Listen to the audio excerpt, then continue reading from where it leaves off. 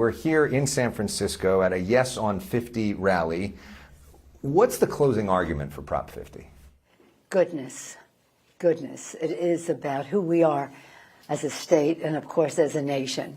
The fact that the president knew that he was going to lose the House and he then went to Texas to pick up more seats, it behooved us to then counter that. So people say, oh, well, I don't like either of that. And I said, well, we have to defend democracy. But it's not just democracy.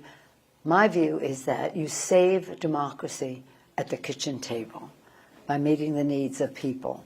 It's about goodness. By goodness, I mean you do not say that when it's time to feed the hungry, according to the Gospel of Matthew, that you as Republicans say, we just really can't do that. In fact, they took over $150 billion out of their ugly bill, which they called beautiful, from SNAP, from the food stamp program. I just think that's totally wrong. In fact, I think it's evil. So are you suggesting that the president's not a good person? I'm saying that his policies are not good. I don't know what his, I don't know. Let's not go into that. Okay. But let's go into a little bit about what this is about, though, Proposition 50, which is about redistricting California. Arnold Schwarzenegger, who's against Proposition 50, who helped put independent redistricting, has suggested instead of changing the rules, you should outperform Trump, don't out-cheat Trump. Why do you have to change the rules in the middle of this? Democrats should be competitive as is. How do you respond to this concept that this is like cheating? I always say to people who are no longer in the game, enjoy your retirement. We're in the fight, and this is how we're going to win. But what about the merits of what he's talking about? That I don't think it has any merit. That if you're living in a place like Huntington Beach or Norco, these deeply red areas that will now have Democratic Congress members most likely, how is that good for you in terms of democracy? The fact is that the president wanted to rig the system because he knew he would lose. People said, well, two wrongs don't make a right. We don't like redistricting decade. We don't think that that's right. But the fact is we have self-defense for democracy because this is a president who's doing what he's doing to reinforce abolishing the House of Representatives, getting rid of the beauty, the exquisite beauty of the Constitution. I know you've said the focus is on Prop 50. I know you've said you won't talk about your future until after Prop 50, but there is speculation about what you're going to do next. Can you talk to us just about what the thought process is? How do you weigh the personal and the political? Well, first of all, when people start, as in the press, speculating, is she going to run, is she not going to run, other people file or say they're going to run, you know what that does? That gives me so much support.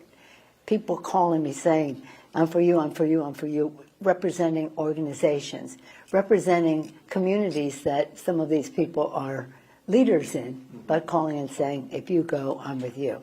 So it's a lovely thing to see the friendship. I have no doubt that if I decided to run, I would win. That isn't even a question. It isn't arrogant, it's competent. So for me, it's just a question of one thing, winning the House for the Democrats. And that's what we're doing with Proposition 50. Do you think the Democrats have a better chance of winning the House next time around if you're on the ballot? No, I'm saying if I'm out there politically active. Yeah, no, politically active. So Scott Wiener, who's the state senator for this area, who has talked about running for your seat many times, has deferred to you many times, recently got into the race. Yeah. Did he give you a heads up? Was that with your blessing? He gave me a heads up, but I think he's more concerned about other people getting in. And why don't you talk to him about his thing? No, I thought, you know what my message is to all of them? Yeah.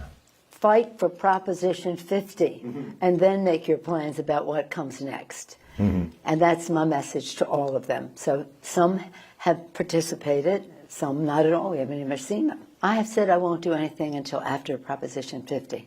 So tomorrow night will be very fraught with meaning for all of us. So obviously, one of the big things about Proposition 50 is for control of the House, and we're seeing Yeah. right now what a Republican House looks like. We're seeing the shutdown. You've been in there, you've negotiated, you've found off-ramps for men who have strong egos.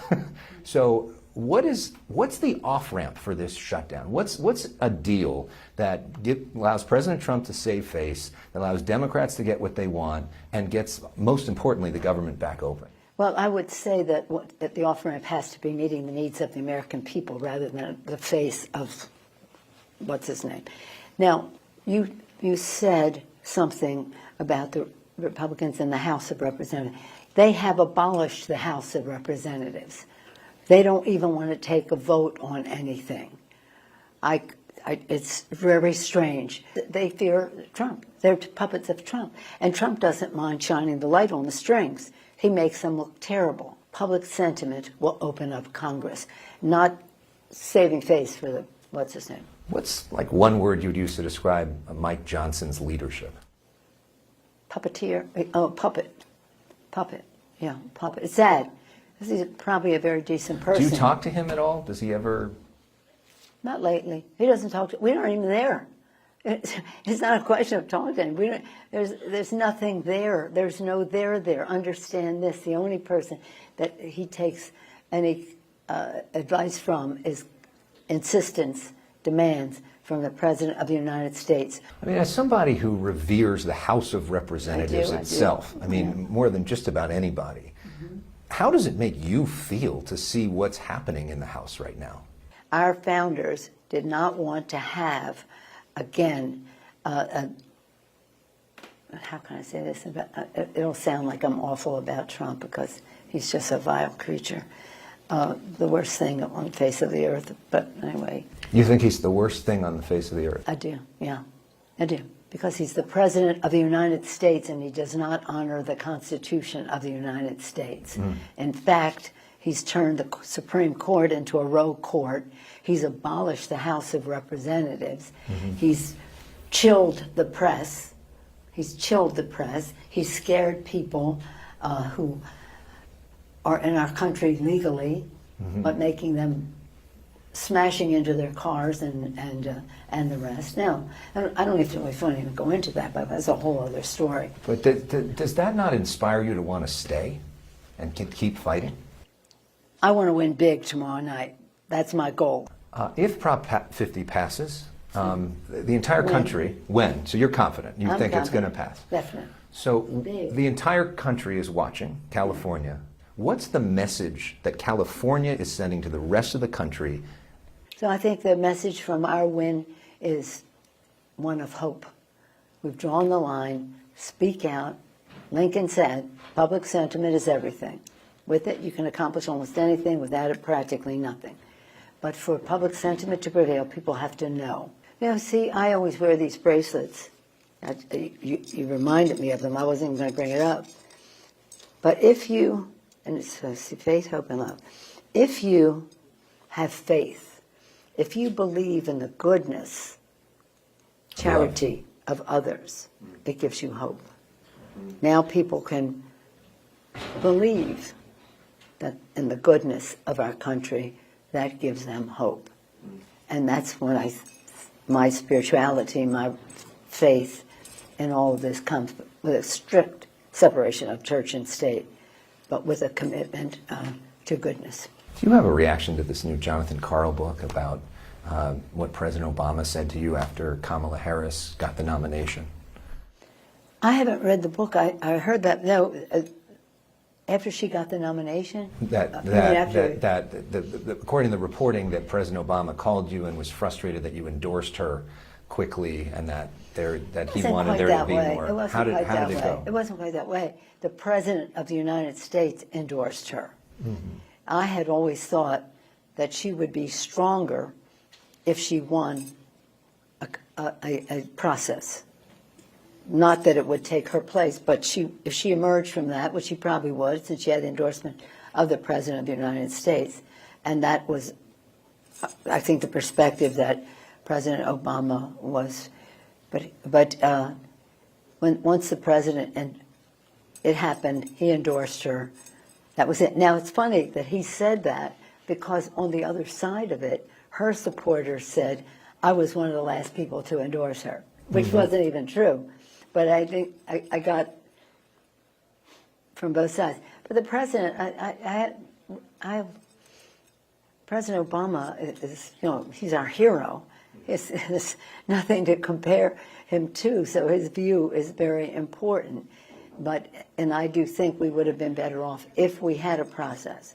But there wasn't probably enough time if the president was going to make an endorsement. Lastly, I mean, clearly you're in a reflective mood right now. And just when we think about the most important leadership lesson from you, not even just for politics, but just in terms of everybody in their everyday life, what do you think is the most important lessons we can learn from your story? Well, I always say to the members, and they tell me back that it was the most useful, is be yourself. Know the power of you. In the history of the world, there's been no one like you. Mm-hmm. And your authenticity and your just the power of you, the certain person you are, is really what is something that the country needs and society needs, if you don't even go into political arena. I also say to people, this morning we were laughing about this, treat everyone as your friend, but know who your friends are.